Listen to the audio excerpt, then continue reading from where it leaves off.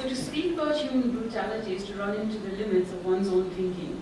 It leaves one searching for the will as much as the vocabulary with which to accept what seems impossible to do so. That barbarism in the modern world is not symptomatic of pre-modernity, a-modernity, non-modernity, but is constitutive of modernity, which is tied up with notions of progress and civilization. The horror of this very knowledge informs Walter Benjamin's jagged and metaphoric account of history, written and published on the eve of the Second World War. In Theses on the Philosophy of History, in his own inimitable aphoristic style, he writes, quote, "There is no document of civilization which is not at the same time a document of barbarism." This famous sentence is followed by a less well-known one. He writes, "And just as such a document is not free of barbarism, barbarism taints also the manner in which it is transmitted from owner to owner." Clearly, Benjamin is thinking of complicity of silent majorities as an integral part of narratives of triumphalism, insisting that they are not exempt from the taint of barbarism.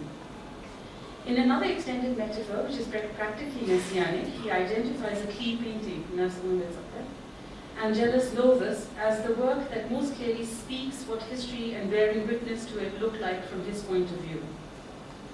He writes, "A key painting named Angelus Novus shows an angel looking as though he is about to move away from something he is fixedly contemplating. His eyes are staring, his mouth is open, his wings are spread. This is how one pictures the angel of history. His face is turned toward the past. Where we perceive a chain of events, he sees one single catastrophe which keeps piling wreckage upon wreckage and hurls it in front of his feet. The angel would like to stay, awaken the dead, and make whole what has been smashed. But a storm is blowing from paradise. It has got caught in his wings with such violence that the angel can no longer close them. This storm irresistibly propels him into the future to which his back is turned, while the pile of debris before him grows skyward. The storm is what we call progress." That was his interpretation of this wonderful piece of art. When I was writing about Partition a decade or so ago, I had Benjamin's very powerful evocations of traumatic histories in mind. They helped me then and help me now to think what still bedevils thought. The fact that partition, inextricably associated with the horror of human beings turning on human beings, remains on the margins of our collective consciousness and conscience. Articles that appear in newspapers of the subcontinent every August are, I think, somewhat poignant reminders of this fact. The ones I have read strike me as being very resigned in tone. Are we unwilling and/or unable to imagine a time in which this story of barbarism will be part of the national imagination? As it is, and in the absence of such will, art, literature, and more recently social history, as well as survivors themselves, of course, are more than usually conscience keepers.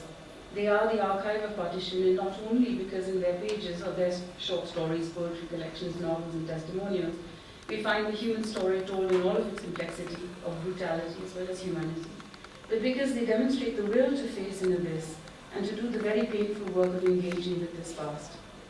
You might say that theirs is a profound refusal to participate in the national project of forgetting partition. This, I would say, is reason enough for us to speak about partition. It is our history, and it cannot simply be included if included means making room for it without disturbing the existing structure of our preferred narrative, which is the narrative of our national origins of the modern Indian state, implicit in which is also our claim to modernity.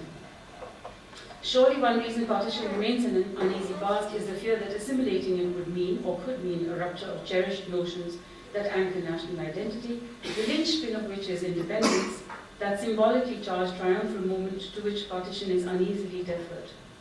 As Theodor Adorno once put it, speaking in the context of the German past of National Socialism, quote, "One wants to break free of a past, rightly, because nothing at all can live in its shadow, and because there will be no end to terror as long as guilt and violence are repaid with guilt and violence. Wrongly, because the past that one would like to evade is still very much alive."